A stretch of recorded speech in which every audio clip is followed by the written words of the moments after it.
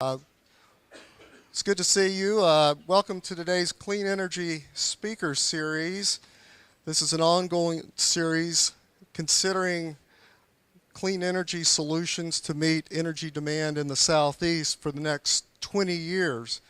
Today's program is the first of a two-part series where we're going to look at solar in the Southeast. Today's program, of course, is Southeast Solar, ready for prime time, looking at resources, economics, and the suitability of technology. The next program, which will be May the 26th, Wednesday, May the 26th, in the same location and same time, will focus on solar project development in the Southeast, incentives and nuances to solar project development. I'm Ben Hill. I'm with Georgia Tech's Advanced Technology Development Center, ATDC, which is a technology business center. I'd like to welcome you to today's program. I'd like to take a couple of minutes and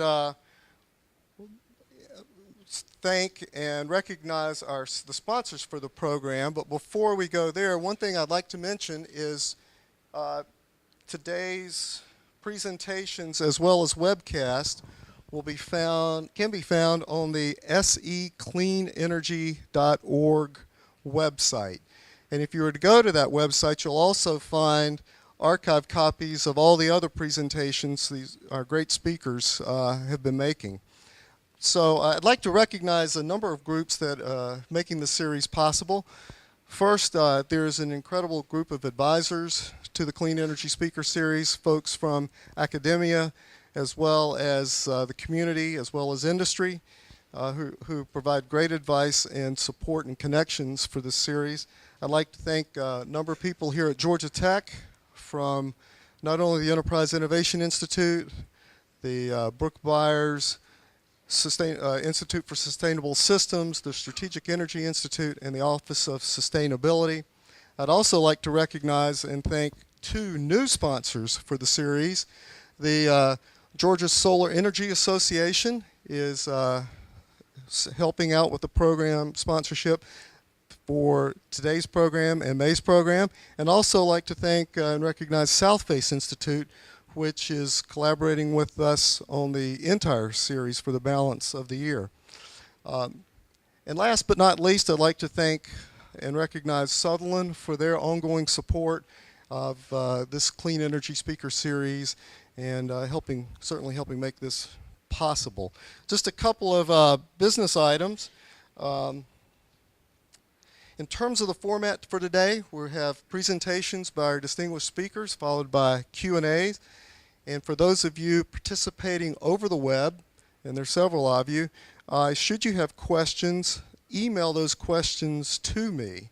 My email address is ben.hill@gatech.edu, which is ben.hill@gatech.edu. And I will pass those questions along to our speakers. Be sure to join us on May the 26th for our program on solar project development in the Southeast. And now I'd like to introduce Marcia Ward, who has a few comments and will introduce our speakers. Thanks, Ben. Sutherland is proud to be a sponsor of the Georgia Tech Clean Energy Series. We feel like our practice is a kind of a perfect fit for this. It's not only do we practice in the renewable and alternative energy area, we also have committed ourselves as a firm to a sustainable practice. We're a full-service law firm headquartered here in Atlanta. We also have offices in D.C., New York City, as well as Houston and Austin. We have a thriving energy and environmental practice and really focus on pretty much cover everything in the energy area, including renewable and alternative energy space. We help our clients meet their diverse needs and also as well as excuse me, in biomass and wind, solar, biofuels, any of those types of projects, financings, asset purchases and sales, anything associated with the renewable field. We've got experience and have been assisting our clients in those endeavors. And as our sustainability practice, we've committed ourselves to, reducing paper waste, adjusting temperatures and things of that nature. And everyone is committed to doing one thing different every few weeks to make a difference. And speaking of a sustainable practice, our first speaker lives in a solar home. So Dr. Richard Perez, who is a research professor at State University of New York in Albany. Let me get his. Well, I'm going to introduce everyone, Richard, and then he directs the applied research and teaches in the fields of solar radiation and solar energy applications and daylighting. Two of his notable contributions to the field of solar energy are identifying the potential of photovoltaic power generation to meet the electric power demand of large cities in non-traditional solar regions. And he's also been involved in the development of solar radiation models, which have been incorporated in the standard solar energy and daylighting calculation practice around the world. Richard is a prolific author, and he's the holder of 2 patents related to load management using photovoltaics. Our second speaker, Nuri Demirdoven, is an associate at McKinsey. He's a member of McKinsey's power and natural gas practice and co-leads McKinsey's Global Solar Initiative. He serves the global energy and materials clients, focusing on electric power utilities, IPPs, and renewable energy OEMs. Our third speaker is Anthony Coker. He's the Senior Director of Strategic Partners in Suniva, which is an Atlanta-based, or Norcross specifically based, world leader in solar PV marketing. He is responsible for the solutions development, key customer relationships, and global product certifications. He's also a board member of TAG, which is the Association of Georgia's Smart Grid Society, which is an increasingly important membership. Anthony's held management roles in sales and marketing and engineering roles at GE Plastics, at Dow, Accenture, just to name a few.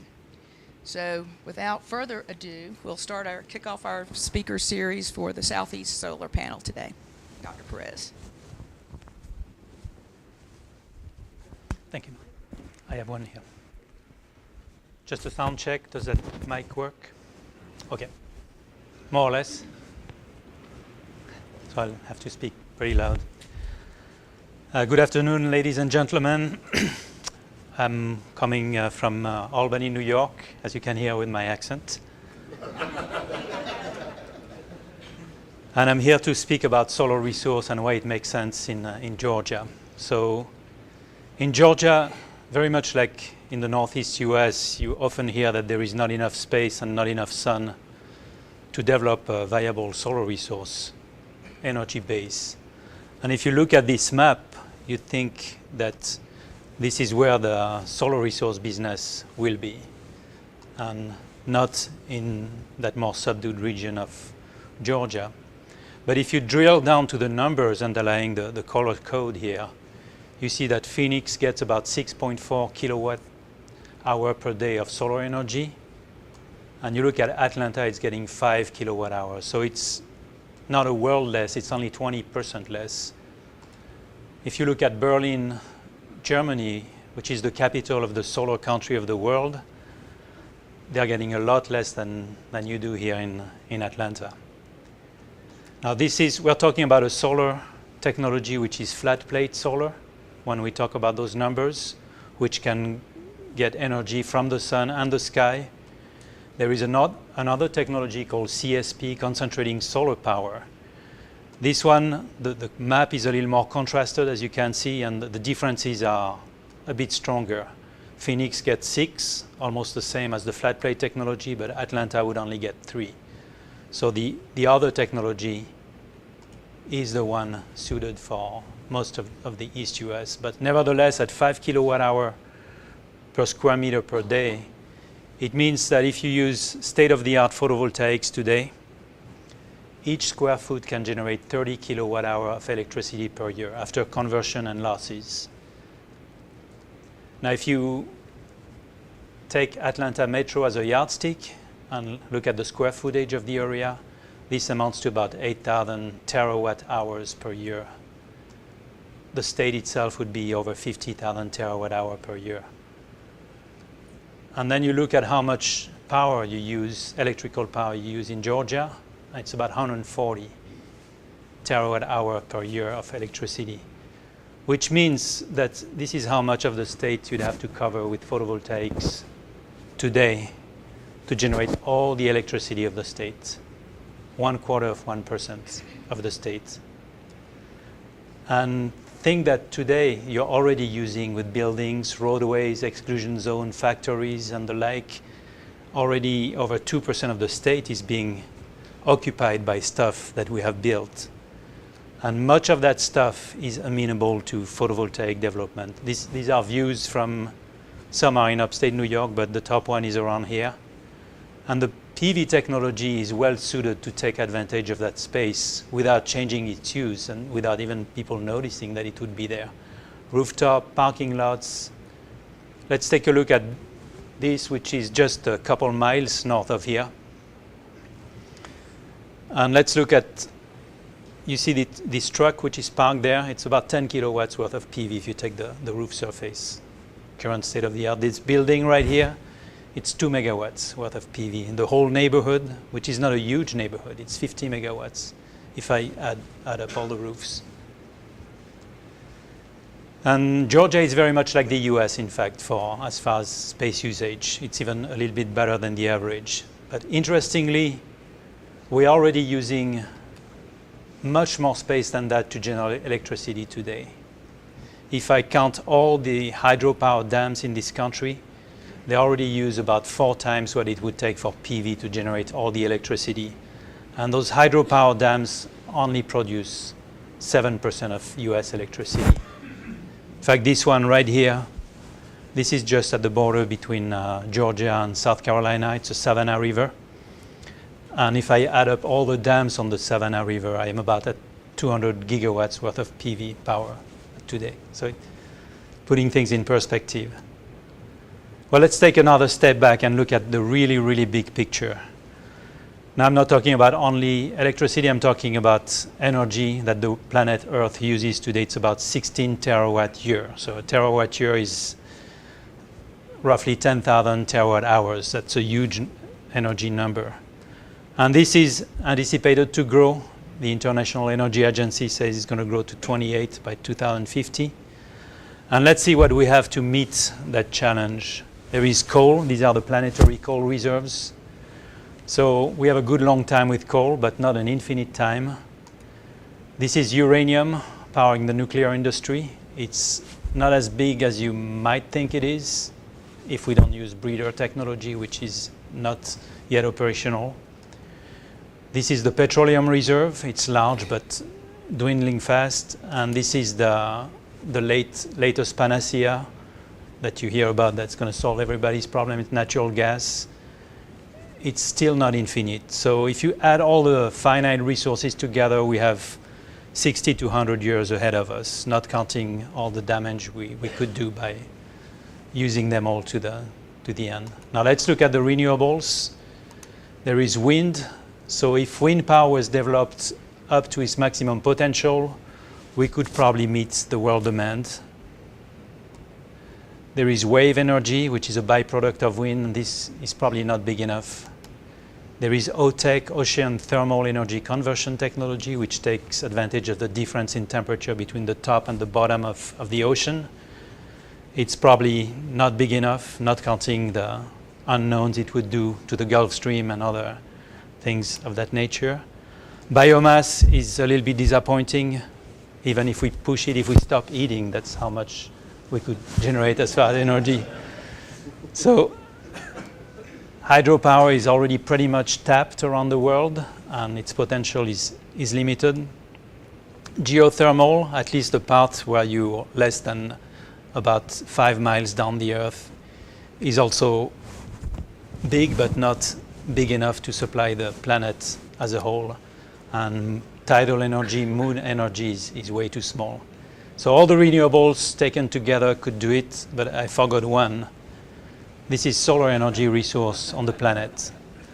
And I'm not counting the oceans, I'm only counting the continents, and after the effects of clouds and everything. This is what's there for the taking if we took it all. And to be fair, I should compare this with the finite resources, because every year you get one full of those, while the others are finite and they're looking to disappear. So there is no question that if you look closely enough, it's more than big enough to do the job.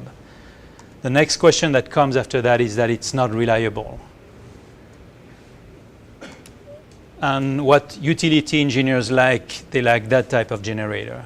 Natural gas, combined cycle, because they can control it to do whatever. They feel safe with that type of technology. Even though gas may run out someday, this is the safe thing. Or they like hydropower.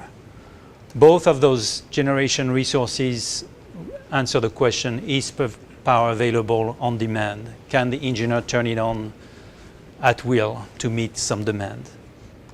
This is, utility engineers don't care too much for solar photovoltaics because they cannot control it. The cloud comes, the power goes down, that's the perception. At night, you cannot switch it on. But what the question they don't ask and that they should ask is power available when needed? And that's where solar is highly reliable. And there is one good reason for that, which is particularly strong in the United States, is that the sun creates the heat wave. Heat waves creates peak demand through air conditioning, and the sun can also provide the answer by providing the power at the time of peak demand. This is a heat wave in the United States affecting the central US and the southeast. That's a national weather temperature map, so you can see 90s and 100s degrees in the region.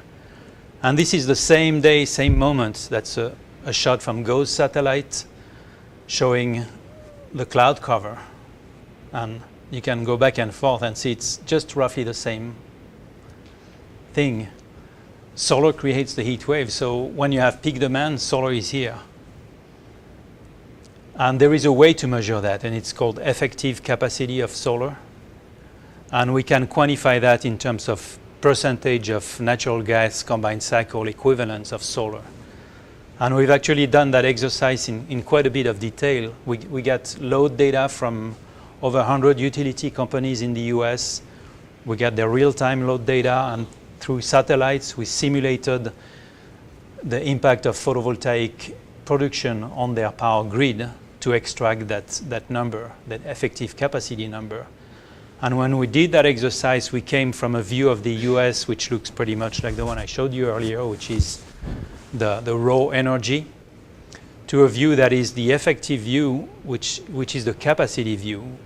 This map on the bottom left tells us where the resource matches demand best. And it doesn't look very much like the climate map. Of course, the West looks good, but the central US looks very good, so does the Southeast, and surprisingly the Northeast. Because these maps reflects the demand and supply, reflects the heat waves, and the commercial need for air conditioning. This is a close-up on those maps here that we did an update recently, and you can see the equivalent. If I have a tracking PV technology in Atlanta, I'm about 70% equivalent to a gas turbine. So putting 1 megawatt of PV equals 700 kilowatts of gas turbines. Even with a fixed tilt generation and pretty high penetration of PV, I'm still over 60% of capacity credit. And I make a habit of looking at any time the grid goes down because of stress caused by high demand. And 95% of the case, the resource is really strong. And I'm just going to show you one example. It didn't happen in the Southeast, it was in the Northeast. The 2003 blackout that cut much of Northeast America offline. And this was a case in point of how good solar can be for the grid. what was happening that day is that there was 10 gigawatts of power transiting from the south, Georgia and all the places where you can burn a lot of coal, to the northeast. And that was transiting through a few power lines near Cleveland. And those power lines got hot on a hot day. They touched tree, they disjuncted. And through the afternoon, those lines failed one by one. So you had more and more power transiting on fewer and fewer lines until 4 p.m. when the last line broke down and the whole northeast became totally disconnected from the rest of America and went into blackout because they were deficit of 20% of supply versus demand. And the cost of that little event was about close to 10 billion region-wide. And the question we asked was, what could solar have done? And this was the same picture I showed you earlier. That was the heat wave in the northeast US, and the yellow region is the one that was blacked out. And you can count how many clouds there are in that region. The 7 GMTs, a couple of hours before the outage, and you go through the outage. And the answer was as little as 500 megawatts of PV region-wide, not only for New York City, but everywhere dispersed in that big region, could have prevented every single domino from feeding into the other and causing the blackout. And the cost of that at the time was about $3 billion compared to the cost of the outage itself of $8 billion. And US-wide, there is a very good report from Sandia National Labs which says the total sum of outages in this country is close to $100 billion every year. Not all of them are caused, of course, by high power, but a good fraction of them are. So it is reliable. It's a reliable peaking resource. The next question that comes is that it's too expensive. I don't know if I have 5 minutes to talk about that. Okay, because that would be a natural point to cut, because this is not resource, but let's look at the cost of solar. And one person who has it right is the chairman of Public Service Electric and Gas of New Jersey, because he realized that the problem is not the costs, but it's the value that solar will bring to the equation. And solar does deliver a lot of value. And let's go through that little exercise to see who are the parties involved when you put a solar technology out there. You have the owner, the investor, you have the utility company, and you have the rest of the people, the taxpayers. So the owner puts equipment in the ground and gets its benefits from incentives, utility sales, and tax effects, if any. And for the owner, that may look like a pretty good equation in some places. But for the others, they see that as a problem. The utilities don't like to lose power sales, and the taxpayers don't like to pay tax for the benefit of the solar. But they don't realize that they are getting very sizable benefits. And we've done that study in quite detail for New York. I've not done it in that detail for Georgia because it's quite an extensive study. But the value is very strong. For New York State, there is first transmission value. Each time you put a photovoltaic system on the circuit, that's power that the utilities don't have to buy, and that's how much the utility would save for each kilowatt that comes on the system. And it's much, much higher than the average value on that grid system, just because of that coincidence between high demand. Solar is there when the prices are higher during daytime, during peak time, and the value is naturally higher. So it's a 15 cents benefit just for the utilities. There is distribution level value as well. When you go down, step down the transmission system, you go to the distribution systems where the customers are. And on that distribution systems, you have equipment, transformers. And when you put PV at the end of the lines, you reduce the stress. And this is actually a real case of power flow on a grid we studied in Greater New York, where this is the demand on that industrial grid for 1 year. So you can see the weekends, daytime shift of power electricity consumption. And this is what happens when you put 10% of PV on that power grid. And you see that all the shift by air conditioning goes down. And if you look at it the way utilities look at it, you say the stress is being displaced on that. And that has a calculatable value on the distribution system because you can defer the replacement of the components on that. If there is growth, you don't need to grow it as fast because you can supply much of it with customer-sided systems. And the value around New York was 1 to 6 cents per kilowatt hour. Then there is the grid security value. Let's say all those outages can be mitigated 20% by PV, and given the size of the PV industry today, this has a value of about 3 to 7 cents per kilowatt hour. This is not a utility benefit, that's a taxpayer benefit. Because when the grid goes down, the utility doesn't have to pay for it, but some people do. People, through their insurance, their lost business, and the like. Then there are a few big ones, the environmental. You may or may not look at that, but as a scientist, when I see a trend like that, this one scares the hell out of me. And this is the type of price which is people are talking about now. The cap and trade type of price is around the $40 per ton, which translates in New York 2 cents. Here maybe 3 or 4 cents because of the mix you have.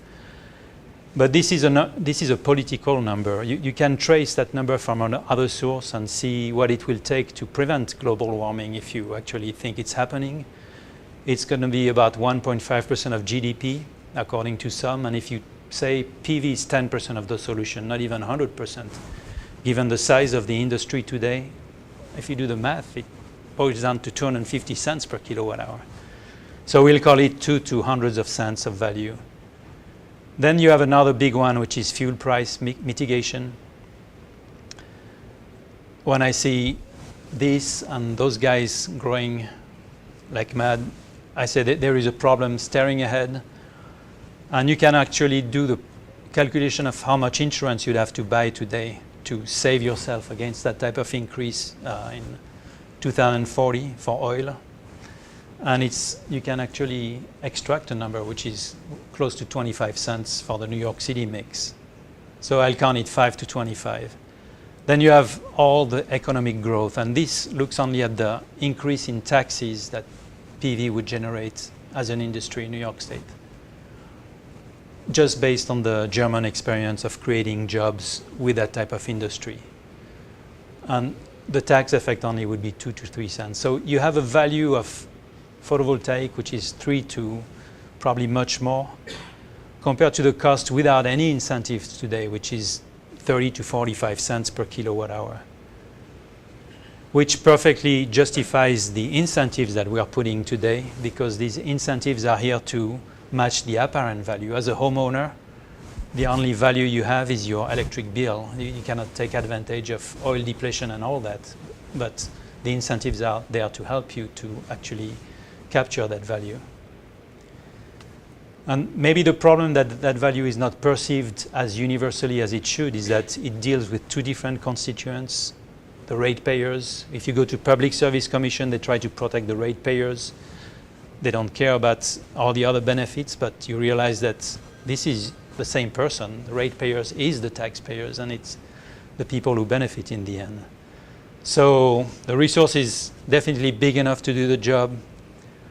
And I think it will do it because it's if you look long enough, it's the thing to do. But today we're seeing it pretty much like this today. You are pretty close to the big planet still. And I'll finish with this quote that made me laugh a couple of weeks ago in Newsweek. Miles below the ocean lies enough oil to power the US for more than a decade, and perhaps our best shot at energy independence. And contrasting decade and energy independence was quite funny. Well, thanks for your attention. Richard, thank you.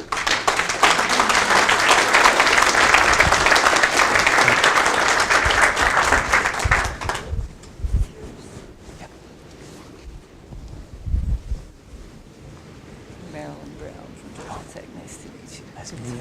Thanks.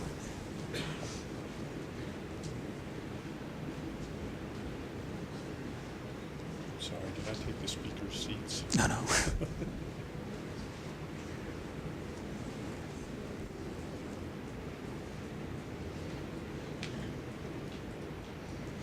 Are you located in Atlanta? No, I'm located in Albany, New York. In Albany. Oh, I was just there yesterday for ISO meeting. Hi, everyone. Oh, nice. Oh, yeah. Talk a little bit about solar, not much. Right. Hello, everyone. My name is Nuri Demirdoven. I'm an associate principal at McKinsey's Houston office, part of the electric power practice. Most of my work is on renewables and as well as the smart grid. We serve primarily utility clients as well as renewables OEM supplying services or products into the electric power utilities. So, you probably remember me. I have probably the least impressive resume. It was the shortest, I guess, it was cited, but I guess that reflects my age. So, sorry about the presentation. Maybe a little slow. I sent a PDF copy, but I just wanted to kind of thank Mr. Perez. It's like a very, I guess, good context-setting presentation, and I think I really agree with him in terms of the cost versus value discussion. It was critical. I guess going forward from a social perspective is really to understand the value of solar going forward for many different reasons. This could be energy security, dealing with the climate change, and so on and so forth. But unfortunately, in the near term, the cost is the dominant topic that actually concerns the stakeholders in the near term. And hopefully, some of my presentation will give you a little bit of different flavors in terms of maybe the near-term prospect of solar in the United States, and especially in the South. So when you actually look at the solar, I kind of call it as kind of a challenging balance to strike, because on the federal side, especially in the United States, we have certain national considerations that we are dealing today in terms of climate change, the energy policy, the stimulus efforts ongoing, and as well as the economic development. But on the state side, and maybe from a kind of a ratepayer perspective and a utility perspective, they have a little bit of a more kind of a micro level consideration when they actually look at a given energy resource. This include their rate structure and the impact of a certain technology choice on the rates, the market structure that they may be a part of, as well as their resource planning considerations going forward. And kind of state energy policy, and in that case, kind of state RPS is certainly a top of the mind issue almost across 30 states in the United States. Not unfortunately in the Southeast, maybe one or two examples, but most of the United States. And as well as some other, more technical issues around interconnection, net metering policies, and so on. So among all that, we have the federal policies and we have the state level policies and considerations. Kind of the key criteria that impacting any resource's future, in this case solar, is really what is our policy and regulatory outlook. So it's really both from an investment perspective as well as technology development perspective. It's one of the key criteria that the industry is kind of looking at to see some kind of stability and to see some kind of understanding of what might happen in the near term. On top of that, you have to look at the solar as a global industry. So over 80% of maybe probably more percent of the capacity in terms of solar is outside the United States and primarily dominated in China. Almost like 40% of the cell and module capacity today is coming from China. And historically, most of the demand has been outside the United States. United States has been seen as a major market going forward, but hasn't been so over the past kind of 10 or 15 years. So given that, understanding the solar market outlook, like within the industry, what drives the industry, understanding the actual fundamentals of the industry and the potential structure is very, very key going forward, understanding what might happen here in the US and more like regionally in the Southeast. And in terms of that, you kind of the supply-demand outlook, how is that going to shape, the kind of cost and the price, which is kind of driven by the supply and demand. And technology choices and the innovation becomes very, very critical in terms of what might happen from a technology perspective, as well as the business models going forward, both in terms of across the value chain, anyway from upstream all the way to downstream to actual installers that you may see in your house one day. And on top of that, we have consumer awareness and preferences also drives the market, both in the near term and the long term. So again, it's a kind of a challenging balancing to strike, trying to understand every different stakeholders and their motivation and how the industry is actually going to respond to that. Very much going to shape the near term target. So I just wanted to give you a sense of the climate change, where how the power industry across the United States could potentially contribute to climate change mitigation in the U.S.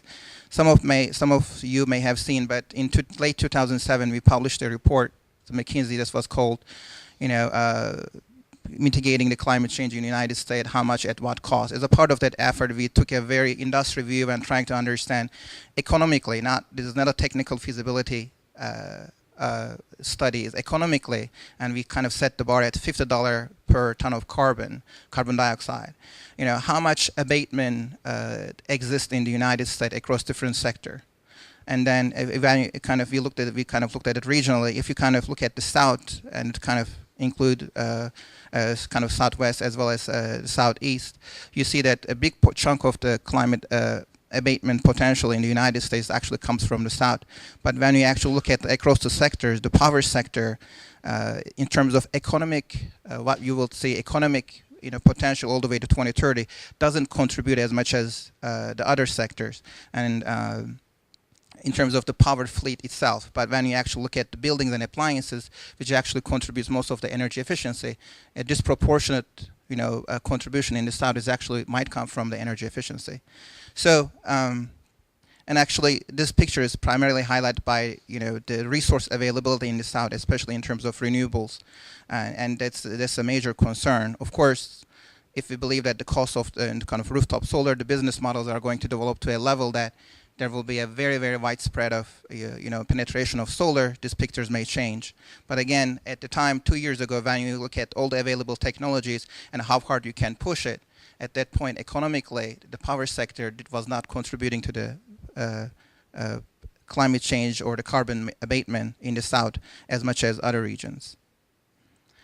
When you look at the South a little bit more carefully, and unfortunately, maybe this is not a complete view, but I took the CERC region, Southeast Reliability Corporation regions, and kind of looked at where does our power come from in this region. If you actually look at the kind of the capacity that we have today is kind of starting from the lowest cost going all the way to the higher cost. You see that hydro kind of contributes around 10%, comes followed with the nuclear around 13%. A big chunk is come from coal, around 40% in the region. Renewables are very, very small, around 1%. And this is kind of non-hydro renewables. And then we have kind of the pump storage hydro, mostly in the TVA territories, around kind of 4%. And then the rest is what we call kind of gas-driven CCGTs and peakers, which are around kind of close to 40%. So that's kind of our power kind of distribution. And then you can imagine what drives the price of power is how this mix is, what is the kind of the feedstock mix that we have. And the price of power in the South is relatively low, both at the retail level, at the wholesale level, compared to the rest of the United States. And that's a major consideration when utilities look at their kind of lean-term and long-term planning, how a certain choice that they may have do today, solar versus natural gas, may influence their ratepayers kind of going forward. And that decision, unfortunately, is done a little bit independent of the social considerations that you may have, because the utilities have the burden of proof to their regulators, saying that whatever choice they are doing today is the most prudent choice. So they have a relatively high burden of kind of justifying their investments going forward. Unfortunately, they tend to be a little bit kind of short-term concerns, because most of the regulators are either appointed or elected, so there are a lot of political considerations going on. So, but anyway, so this kind of a view in terms of understanding what our mix is and where does the solar fits in that mix is kind of critical for utilities as well as the PUCs or public service commissions when they consider approving an investment or not approving an investment. So another point is, of course, understanding, going back to the Mr. Perez point around the value of solar and how it kind of overlaps with the peaking capacity, or where the load is the highest. At that point, you have to kind of look at how the price of the peak power is driven and what's the main considerations for that. And here I kind of looked at the two kind of regions where in the South wholesale prices are actually available. We don't have a big wholesale market in the South like the Midwest or the Northeast. But when you actually look at the VACAR region, which is Virginias and the Carolinas, as well as the Entergy region, kind of look at the wholesale prices, and these are the both peaking and off-peak kind of wholesale prices. Kind of you see the lights over here, the dashed lines on the kind of the solid lines. Kind of you see that it primarily follows the net price of the natural gas, which are the bars. So you've seen that, in kind of late 2008, kind of mid 2008, we went through a relatively high natural gas and commodity squeeze across the world and also the United States. And you could see natural gas, the peak prices as high as 140, dollar per megawatt hour. At that point, which kind of you get closer to, depending on the incentives and so on, to a kind of utility scale kind of PPA that you see, in California. So it's kind of 12 to 14, cents per kWh that PPAs are being signed in California. At that point, you can say, look, it kind of makes sense. But unfortunately, United States, when it comes to natural gas, is independent from the world. So, and given the recent developments in the shales and so on, and how much natural gas we have available, the prices kind of crashed. So now you're actually looking at wholesales and peak and off-peak prices, kind of depending on where you are, $30 to $50. So this is a very, very different view when you're actually trying to justify a utility scale PPA price with, I don't know, let's say First Solar SunPower that is $1,550 per megawatt hour. So so this type of commodity dynamics kind of independent of what's happening in the industry and independent of what socioeconomic benefits we may get, influences short-term decision to a great extent. So, if I go, hold on a second. So, kind of, if you also look at the kind of July, kind of the again in the Cirque region, if you look at the kind of the peak load shape, and this I think is for July 2009, and then you kind of it kind of very roughly overlap the solar radiation. You see that the value is there. So the solar radiation does overlap with the kind of the early part of the peak. And if you could manage to some level storage, either at the wholesale level or the distributed level, you can actually smooth that kind of the solar generation profile and actually cover most of the peak. So in that sense, the value is there in terms of being able to address the peak. But again, the main driver is going to be what the peak power prices are. So unless you could justify peak power prices, which depends primarily on the natural gas in the United States, so the utility trying to decide which way do I go when I look at the long-term planning is immediately driven by the commodity outlook that exists, and of course it's kind of different from different part of the United States. But again, given our generation mix and the natural gas outlook in the United States and the recent technology development in terms of drilling, horizontal drillings, and so on. So solar, at least at the utility scale, is not necessarily a very, very hot topic in the South.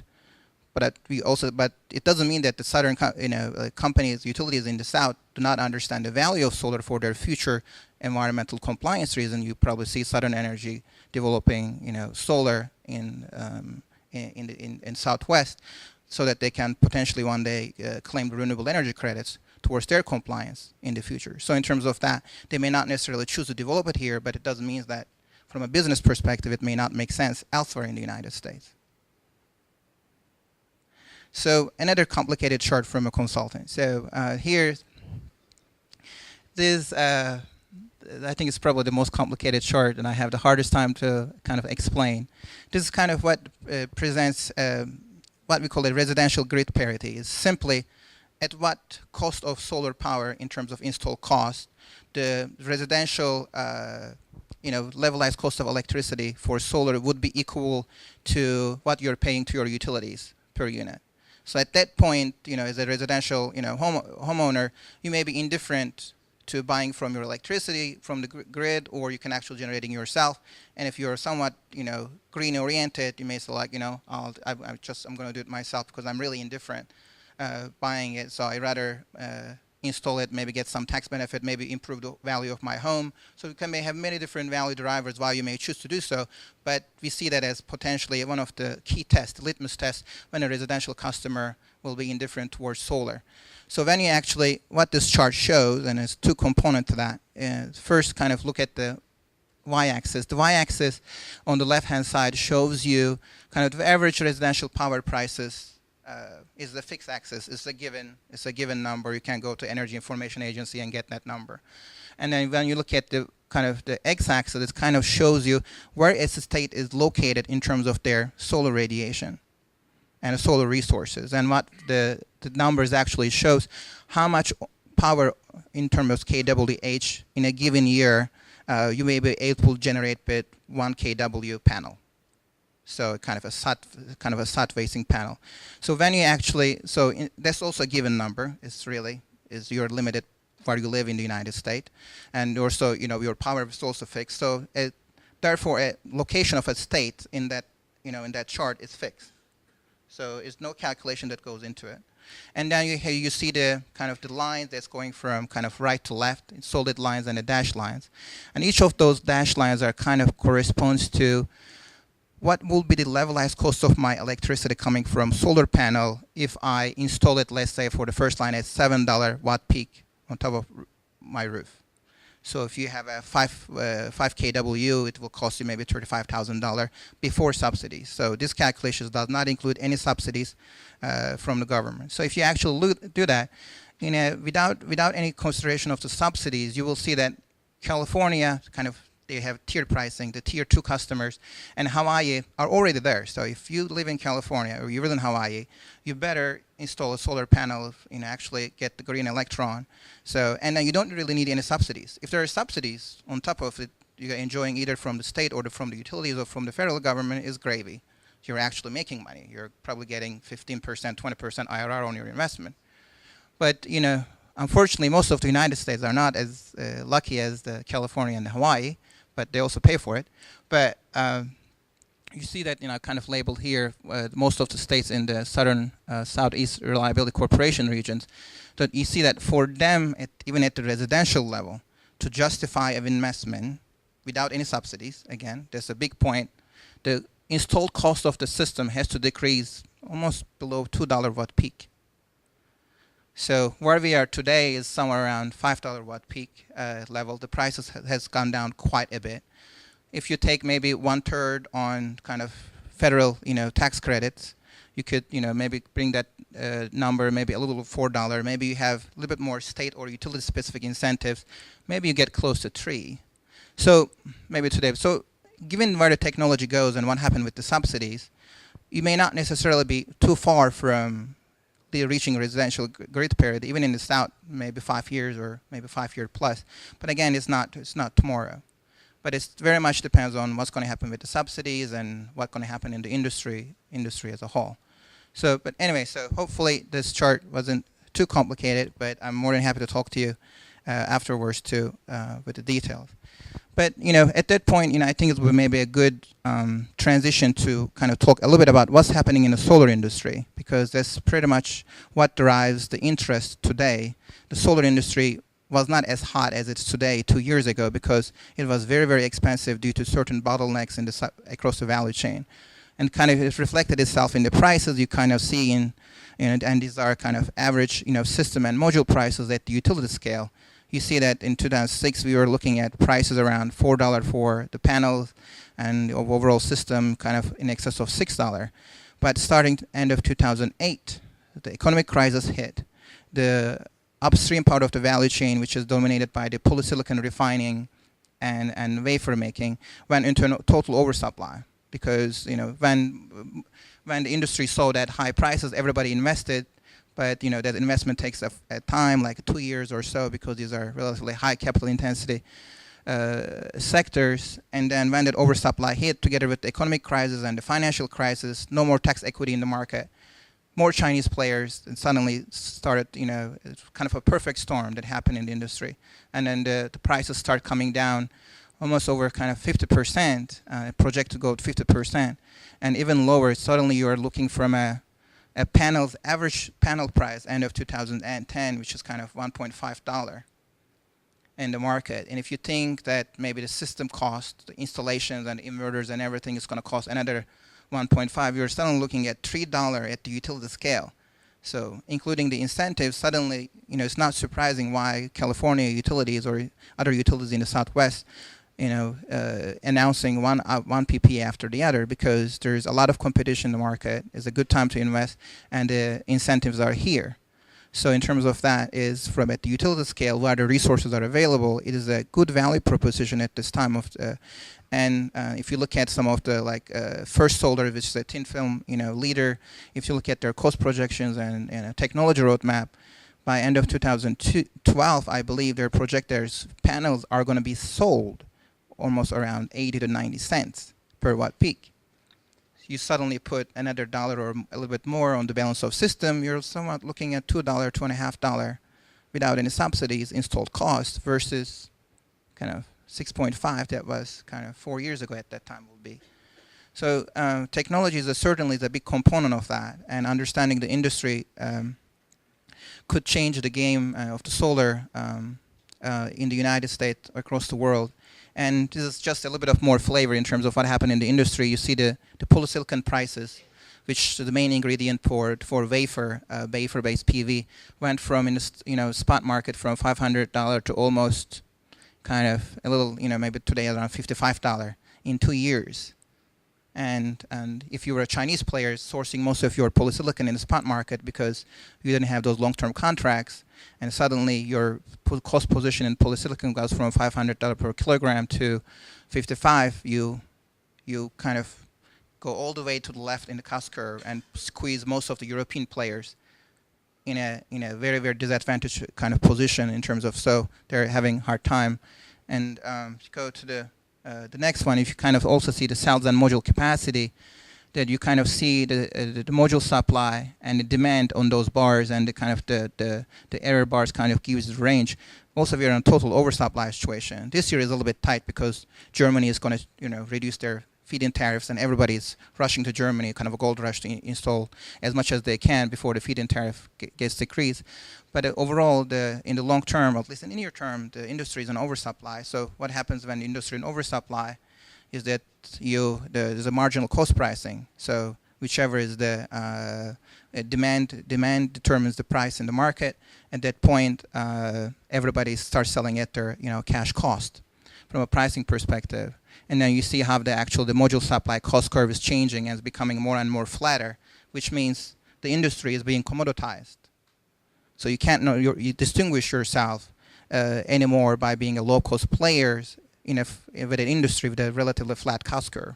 So what it means that you have to go find some other angle to survive in the industry. So therefore you see a lot of the players actually shift to downstream, which kind of they are creating their own demand.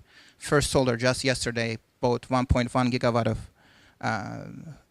projects of Nextlight. I think they bought the entire company for $285 million or something like that.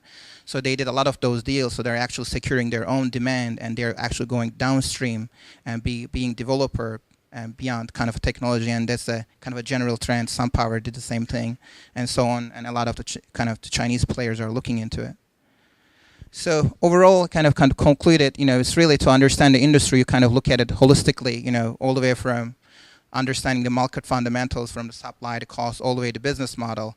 But you also you need to understand your market around geographies, the segments, and the technologies that you're playing with. It's really solar is a kind of a complicated game.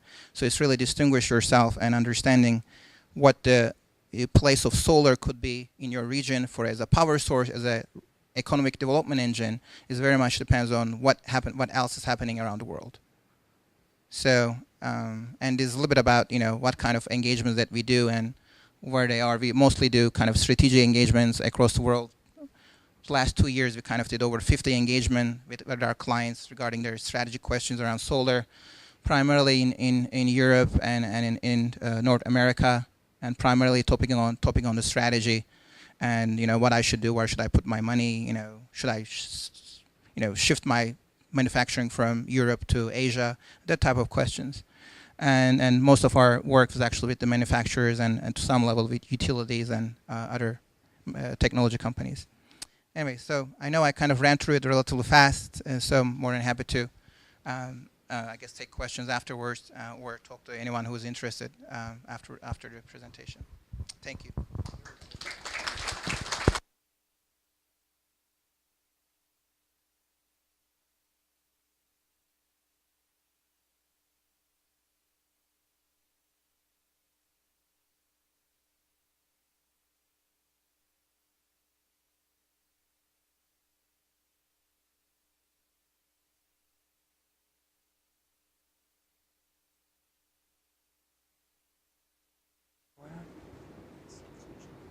Test, test. Hi, my name's Anthony Coker. I'm with Suniva, and we've had a chance to talk about if solar is ready for prime time in the Southeast, and the answer, I think, is emphatically yes, and our technology will help demonstrate why. You've seen a lot of the myths dispelled on why it might not work in the Southeast, and what we can do now is turn a little bit toward the technology, the products that were discussed in the last few discussions by Nuri and Richard. And I'll give you a little overview of what Suniva is doing to change this equation and make it ready for prime time in the Southeast. A little bit about Suniva. We were founded out of Georgia Tech. We started about 3 years ago. We make high efficiency solar cells right here in Norcross, Georgia. We're making 18% production efficient cells right now. By the end of this year, we'll be up over 19%. Next year, our roadmap is to install the equipment and the lines to be up around 20%. We already have those developed in the laboratory.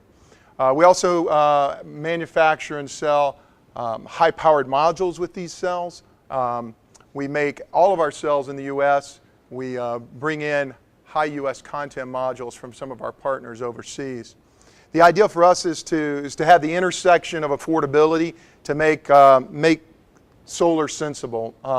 Bring down the cost, but also do that with intellectual property. And that's why we can do it in the Atlanta area. Our capacity right now is about 100 megawatts. That's 2 lines running 24/7. We're adding a 3rd line that should be up and running by middle of May and ramp up throughout the next couple months. And that'll add 70 megawatts more. That's already going installed right now and is almost done. As I mentioned, we are headquartered in Norcross, Georgia. We have about 150 employees right now. We just staffed up with probably close to 15 more to bring online to run line 3. We're also hiring engineers and scientists to staff our headquarters here. We're venture capital backed. Georgia Tech is a part owner, but also so is Warburg Pincus, NEA, HIG, and Goldman. A little bit about how we started. I mentioned we spun out of Georgia Tech. We grew up here in this incubation center here at ATDC. Dr. Rahatke started the PV program back at Georgia Tech in the mid-'80s. And he's also the Georgia Power Professor of Electrical Engineering, holds that chair there as well. And his PV program grew and started making world record cells and really getting on the global scene. Around 92, the Department of Energy decided to set up a University Center of Excellence in photovoltaics, and they picked his program at Georgia Tech to be the first one. There's a second one in thin films now at Delaware, but his was the first one, and it was on crystalline silicon. And that's important for Suniva's roots as well. In 2007, Dr. Rahatke was finally talked into taking some of that intellectual property and licensing it to form Suniva. And that's how we came to be with Dr. Rahatke as our Chief Technology Officer. If you look about where we sit in the value chain, we talk about silicon. You saw Nuri present a little bit about polysilicon prices going up pretty high because the supply-demand was unbalanced a couple of years ago. We sit in the middle of this value chain. So sometimes you can get squeezed on both ends of a value chain. Right now, we're enjoying both ends of the value chain. We can buy silicon, have it grown into monocrystalline ingots, and have that wafered for us. Our starting raw material is a silicon wafer that's grown to our exact specifications. It has certain total thickness variations, certain resistivity, and certain minority lifetime carrier properties that we specify. We bring that in and we manufacture it into a solar cell through a unique 10-step process right now. It's actually down to about 8 steps at this time. And we also work with our partners to build modules out of those cells.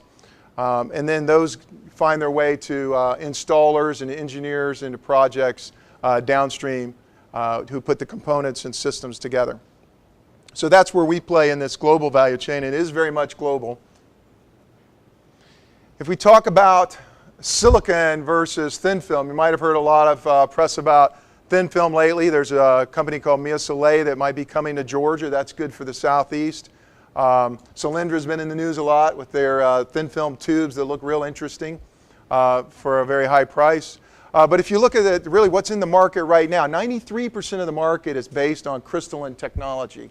It's tried and true. The semiconductor industry has spent billions of dollars in R&D on silicon. It's a well understood material.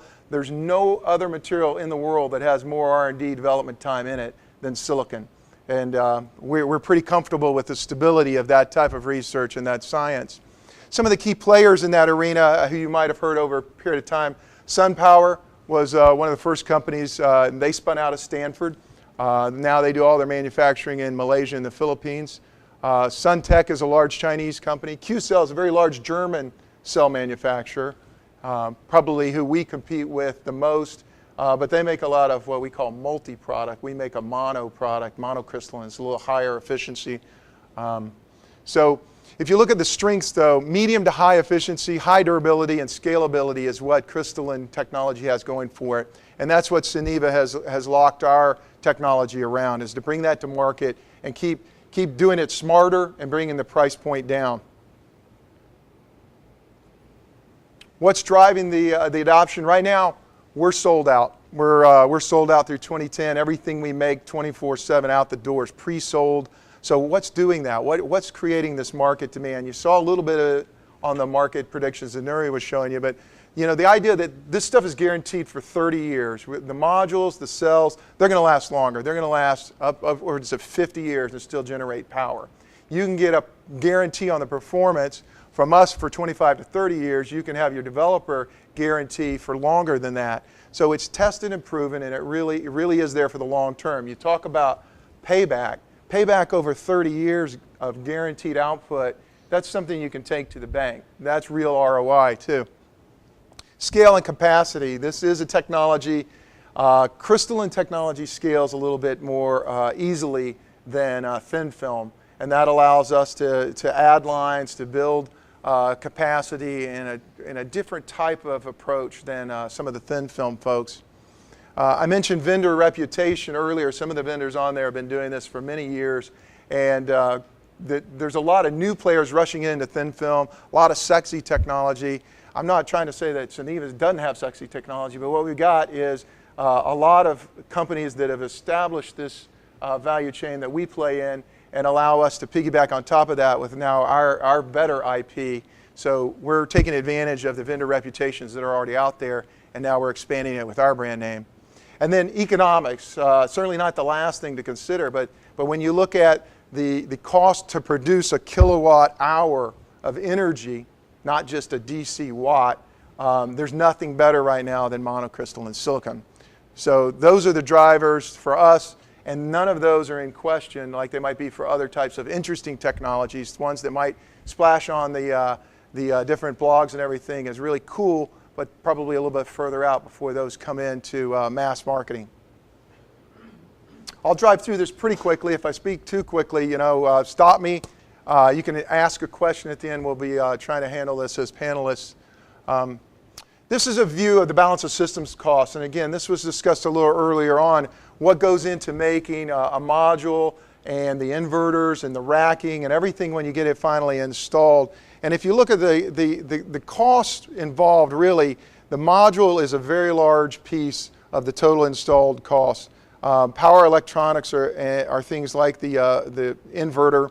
A little bit of engineering upfront costs go in there. But if we wrap our arms around where module costs need to go to keep the prediction alive, what Nuri was showing you of this downward trend of over 50% over the last 3 years, we've got to keep compressing the costs in the module. How do we do that as Suniva? Well, the bulk of the module cost is in the cell, about 50% or more, depending on how much silicon's going for these days. But we have the ability to greatly affect the module cost with our technology. And the way we can do that, we can use less silicon. That's one of the keys. So 2 or 3 years ago, silicon wafers were probably about 250, 300 microns, very thick. We're at about 200 microns now. We're pushing down. Next year we'll be at about 180 microns. We've got a roadmap to get down to 150 microns before our customers start saying no mas, and those are too thin for them to process. But they'll get there as well. The whole industry evolves through that. So we've got to use less silicon as we go forward. That's a major cost driver. We're also going to use fewer processing steps. I mentioned 8 to 10 steps right now. Our technology that we're introducing later this year is going to remove 2 steps completely from the processing. That's going to help keep the costs down. Our goal is every time we talk about increasing efficiency and we go up from 17 to 18 to 19 to 20, we can't do it by adding cost to production. We have to do it and keep costs the same or bring them down, because we're talking bang for the buck here. We're talking dollars per watt savings. Improving efficiency is the other way to do this. We talk about an 18% efficient cell. Well, what does that mean to the layman? That means that 18% of the photons that strike the cell are converted into electrons and make it out of the cell and into the circuitry. Modules, for the most part, are around 15 to 16% with this type of technology in them. And again, you have to look at, there's ways to increase the efficiency of the overall system. Inverters lose a little bit, wiring loses a little bit. There's some technology to develop as a solutions approach where you start looking at how does the module tie in better with the inverter? How does the wiring and the racking all start working together so that you can reduce some costs in the final installation as well? And that alone is going to help, but just getting the cells more efficient, 20% efficiency, is going to really drive the cost curve. This is a picture of our last year's standard production. That's a 2-bus bar product. Makes about 4.25 watts per cell. Most modules use 60 to 72 of these cells in the US. In Europe and India and places like that, they use a little smaller module. But this is what our standard product looked like last year. This year it's got a 3rd bus bar on it, and that gives us about 2 to 0.3% more power as well. If we look at cell efficiency, what I said we've got to concentrate on, we know we have the intellectual property and the technology at Suniva to do this. If we look at the bulk of where the industry's been with multi-crystalline products over the past few years, you see companies like BP, Deutsche Solar, Trina on there in the 14, 15, 16% range with multi-crystalline. As I mentioned, we're monocrystalline, and the big difference there is if you think of monocrystal, rock candy, if you ever made rock candy as a kid, you poured sugar into a heated solution, and all those little tiny sugar crystals, that's polysilicon if you think about it, polycrystalline sugar. It goes into solution, pulls out on a string, you get it to crystallize around a little crystal there, and you pull it on the string, and it's a big fat crystal. It's a few of them, but really, that's what a monocrystal of silicon is. That's how it's grown. It's much more difficult than that. We don't melt it into water. It's grown in very hot crucibles over 900 degrees C and drawn out as a single ingot. But the rest of the industry is pouring molten sugar into casts and making square. If you see a square cell, you'll know it's multi. It's not quite as highly efficient as our mono, which are round, because that's the way the crystal's grown most efficiently right now. If you move up the step curve here and you see where Suniva is, and this is 18% now, we'll be at 19% by the end of 2010. We're staying ahead of the commodity players and everybody else that's making a multi-cell. So our goal is to keep pushing ahead of the bulk of the industry with our technology, keep pushing up the efficiency curve to drive down the cost of the kilowatt hours produced in the field. And if you look at it, 10% higher efficiency translates, if you look at a typical 100 megawatt type big solar farm in the field, you can save $30 million additional pre-tax profit just on that 10% efficiency. So efficiency does matter. A lot of people say size matters. I'm here to tell you efficiency matters, and that's what drives this industry right now. Some of the ways we've done it, I'll just really quickly touch on what we've got in manufacturing at Suniva. We have tuned our processes on our texture etch, our wet chemistry, so that we can get a very low incidence of reflection off of the wafer. We've tuned our AR coating in our PECVD lines so that, again, we get less light reflected off and we get this anti-reflective coating that traps more light. We've done a lot in each of these process steps to allow us to tune in the equipment that we've got and that we engineered so that we can get to 17% as our baseline. That was last year. Now it's 18%. This is a picture of our facility. It doesn't look like this anymore. This was taken a few months back. Line 3 has opened up some more walls, and we've added, as I mentioned, 70 megawatts of equipment in place alongside of Line 2. We've thrown almost all of our SG&A people out of their offices, and they've moved into a building next door, and all of that area has become part of Line 3 as well. So we're thrilled that Line 1 got up and going around 17%. Line 2 now is at 18%. So is Line 1. Everything we did to Line 2, we go back and do to Line 1. And then Line 3 will come in at 19%. Again, that'll be up and running in May. And that'll bring in some new technology by the end of the year that we'll then retrofit each of the other 2 lines with. And we talk about factory number 2. I don't know if any of you have seen the announcements, but we have announced with the Department of Energy's Loan Guarantee Program, we've picked Michigan for our second factory site, and that'll be about a 400 megawatt minimum facility. So a little bit, almost 3 times larger than what we could build here in Norcross. We're maxed out on our footprint in Norcross. It'll still always be our headquarters. It'll always be our R&D labs, our applications labs, and it'll have these 3 quick commercialization lines, as we call them, where everything we do at Georgia Tech in research, we're still one of the largest clients of USEP on the research program, we can bring right into our labs, get it up to commercialization, and then scale it quickly in these 3 lines that we have in Norcross. We'll always be doing that. I won't dive in too deeply on the roadmap since we're not geared for a technology discussion here today. This is just a picture of our technology improvements, our R&D scientists, what they're working on, the cell design on the front side of the cell, the back side of the cell, and some of the materials that go into it that help us get those stair-step improvements each time. And now if you look at how all that rolls up to the levelized cost of electricity, and these curves, this model needs to be updated a little bit. 2009 polysilicon prices are probably down around 50 to 60 dollars per kg right now.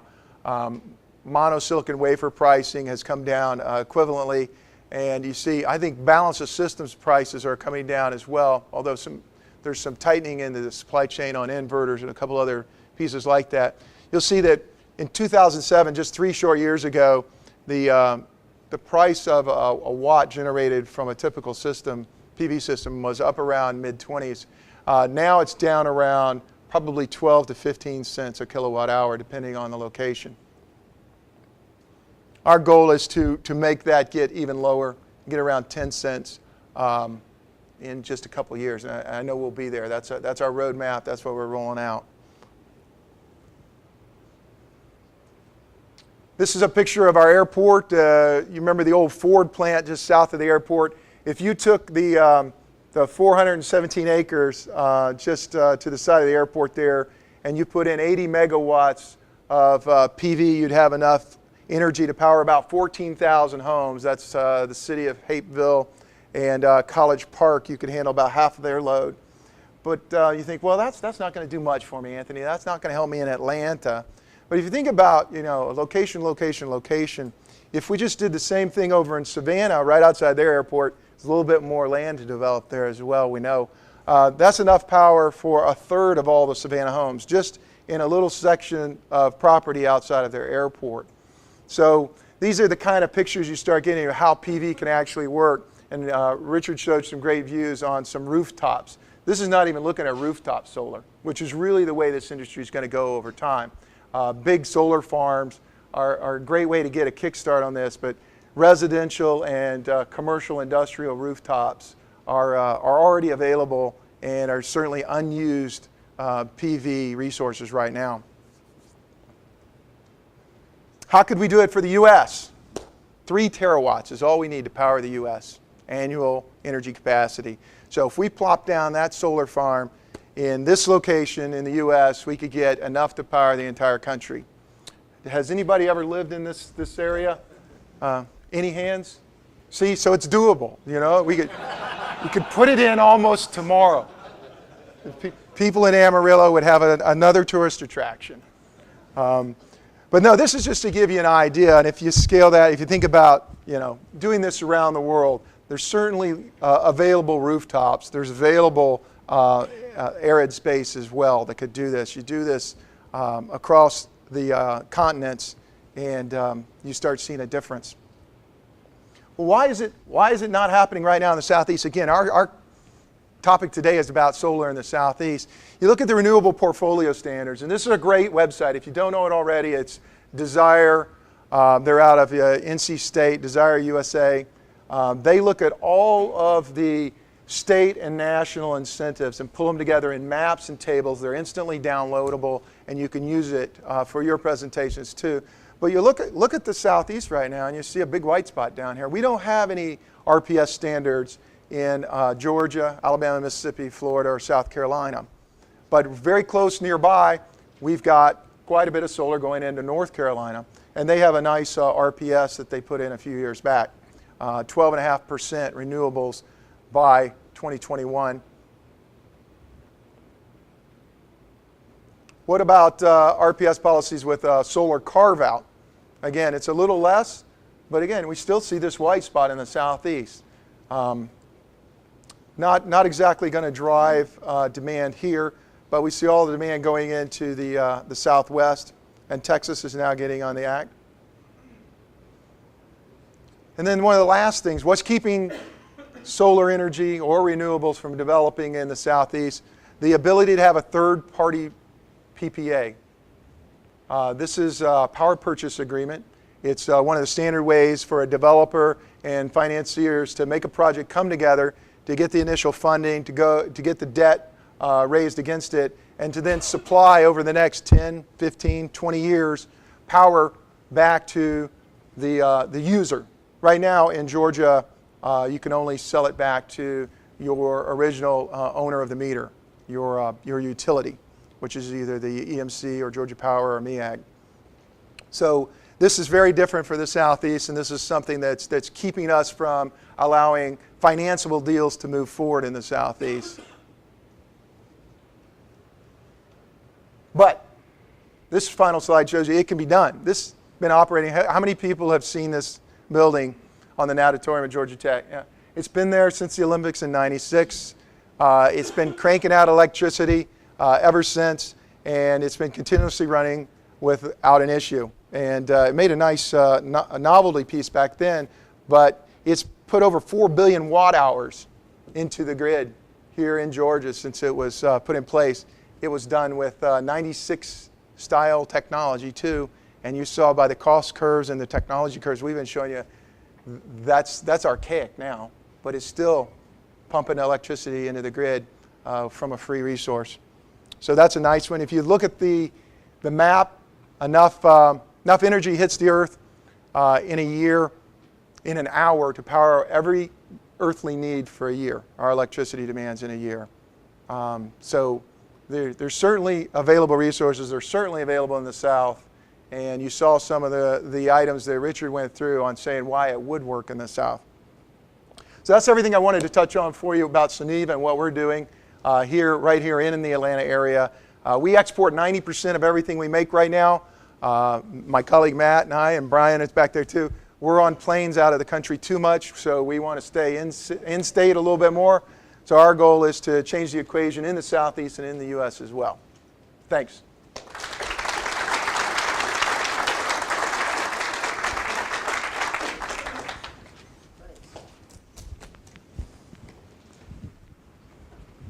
I think we'll move into the Q&A session. So if we could have the speakers join us up here, and I'll slide it. You gonna stop moving that? I'll sit Yeah, there. This could get dangerous. Okay, so I imagine there might be one or two questions in the audience. So. Hey, I'm Walter Brown. I chair the Georgia Solar Energy Association. I want to thank Ben for putting on this wonderful presentation today, and the panelists did a great job. We've been talking a lot lately amongst ourselves, and we feel like people like yourselves have pretty much proven that the technology, the problems have almost really been solved, and it gets back to, I think, Anthony's point on policy And just curious if you have any thoughts on what we ought to be doing in this state differently, because what we're doing isn't working, even though we are officially an intervener in the IRP right now in front of Georgia Power and the PSC, which, by the way, we need financial help to make that work. But I would like to know what other thoughts are, especially some of the folks flying in from other parts of the country. What is it we're doing wrong? Richard, you want to take that? Well, my experience is that the biggest block generally is education. The people who make the decisions to go one way or the other have no idea what solar can do for them, and they have tons of misconceptions about it. Okay. So if you can work on educating the decision makers, the truth will be so obvious that they will go for it. But it's a big challenge.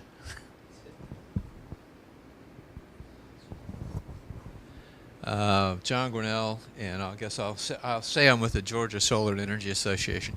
Anthony, your 30-year warranty, at the end of 30 years, how much production are you still guaranteeing or warranting? And if there's diminution, is it linear? Yeah, it is nearly linear. You'll see the first stair step in the first week to month. Then it levels out, and it's pretty linear. There's an NREL study that's been done on that. It's less than 0.5% a year going forward. That starts tailing off at the end. So you will see about 80% after 25 years will still be there, and that's guaranteed. And that's probably the industry standard for most PV right now. Great, thanks.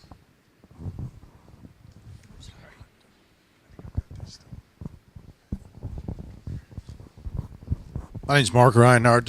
This question's for Anthony. Anthony, what are the efficiency levels that you see in the future that are going to be able to be, because I've seen numbers as high as 30%, and I don't know where those numbers come from. So what do you see in the industry or that these efficiency ratings can get to? Yeah, honestly, is this one off now?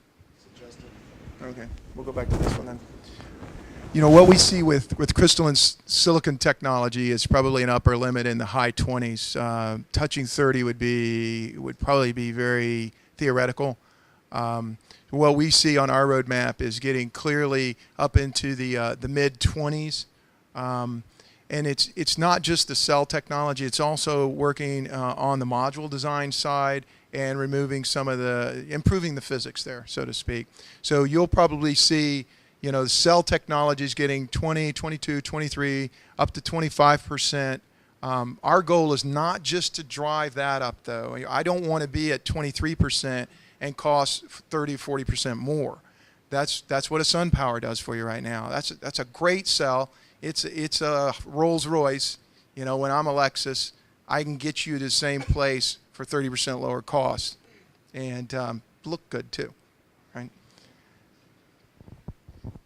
If I may add to that, I think efficiency certainly has been a driver in terms of cost over the past maybe kind of 10 years or so.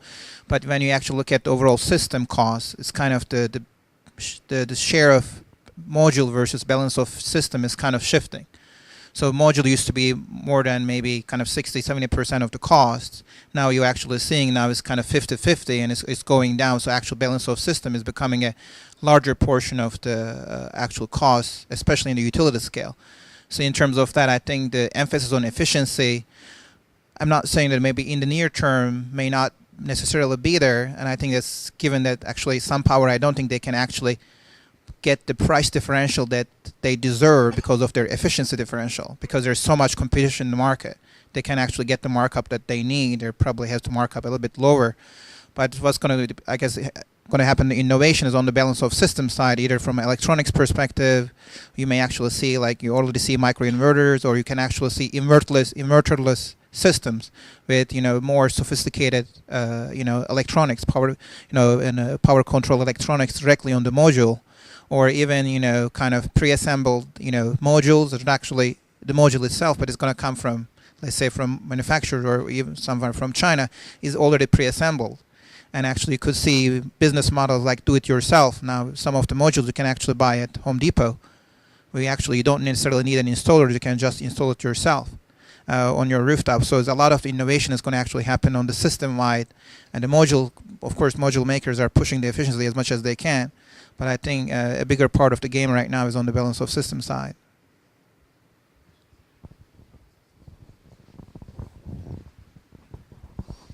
Hi, my name is Patty Duran, and I'm working at Georgia Tech on smart grid technology.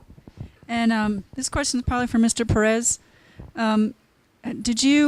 There's another barrier besides cost, and that is intermittency. We can't put solar on the grid. It can't carry base load because it's intermittent, even though it does help with peak.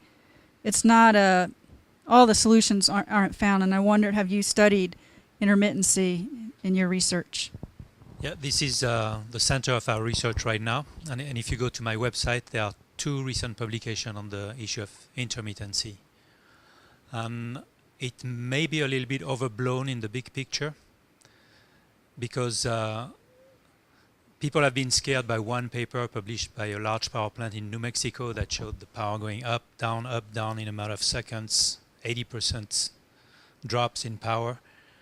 And what we find out is that when you put your eggs in separate baskets, and as the region grows, if you go Georgia-wide, the output would be pretty smooth. So intermittency is highly local. It can be taken care of with a little bit of storage. It's like today nobody would think of building a car without shock absorbers to go on the potholes on the small dips in the road. I see photovoltaic generation pretty much the same. You will need some shock absorbers for those clouds that go by. But it's in the big picture, I think it's a small problem. Do you have studies on your website I can look at? Yes, and if you Google Richard Perez solar, it will be at the top. May I add a little bit more to that as well? Patty, I think if you look at intermittency in 2 different phases as well, Richard touched on, if everything's distributed, if it's distributed generation, we've got a lot of rooftops spread around the state. That's a good way to handle cloudy areas, stormy areas, things like that during the day. There's the diurnal cycle that we're not going to get around. There's no sun power in the PV at night.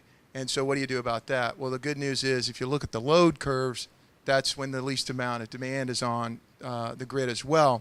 You look at having the right base load capacities to handle that. And the base load during the day, you get PV and wind and some others. You put PV on trackers. You put PV tilted toward the west so that you handle the later period in the day to handle more of the peak load. And all of a sudden you start seeing, the ability to handle the not just intermittency, but the entire balance of the demand side of that. Hi, my name is Tom Tamaka. I'm with Empower Energy Technology. I have a design question for Dr. Perez. In the case that you were designing a crystalline PV system for the purpose of reducing a afternoon peak load, and you're not resorting to using a storage technology, have you modeled the effects of reorienting the azimuth of the array to coincide with the timing of the peak? Yeah, we've done that exercise in quite detail, not for anywhere in Georgia, but we've done it for New York City and for California. And in both cases, in New York City, the best orientation is 45-degree azimuth west and about 20-degree tilt. That's the biggest capacity shaver that you can have. California, it's not far from that. So you're trying to maximize that mid-afternoon peak, which is not as late as people think. If you look at the average curve, it may be way out 5 p.m., 4 p.m. But if you look at the peak day, the one that's actually driving all the problems, this one is more heat wave, 2, 3 p.m. type peak. And with a nicely oriented system, you're gonna get quite a gain. So yeah, 45 west, about 20-degree tilt. We have time for one more question.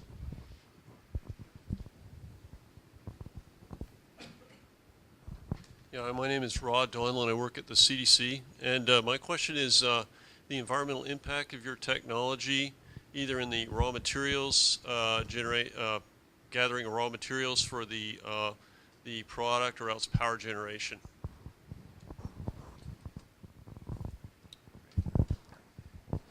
Yes, as far as the type of technology that Suniva uses at our plant in Norcross, every one of our, let's say, the water we use is straight from the Norcross tap. We purify it through deionization and what have you and get it into the system. We return it all back cleaner than we got it. We put it through some pretty sophisticated cleaning steps. We precipitate out silicate. Nothing too bad about silicate. Actually, that's somebody comes and buys that from us. They use it in one of their processing aids down the line somewhere else. But that's a very benign effluent. All of our gas is treated and scrubbed, and all we produce is a little bit of water vapor, and most of the precipitate out of the gas is sand, silicon dioxide. So if you'll come out to the Norcross plant, you wouldn't even know it was a manufacturing facility. A lot of people drive up and they say, wasn't this Icon Office Systems warehouse? And yeah, it was. And it's now got a big nitrogen tank behind it and some pretty sophisticated semiconductor type equipment inside. But there's no billowing smokestacks or giant water vapor cooling towers or anything like that that are required. So our process is very benign. I can't speak to the rest of it. I don't make solar cells, so I'm okay. Just two final announcements. Join us May 26th for the next program on solar project development. And let's thank our distinguished panel for their participation.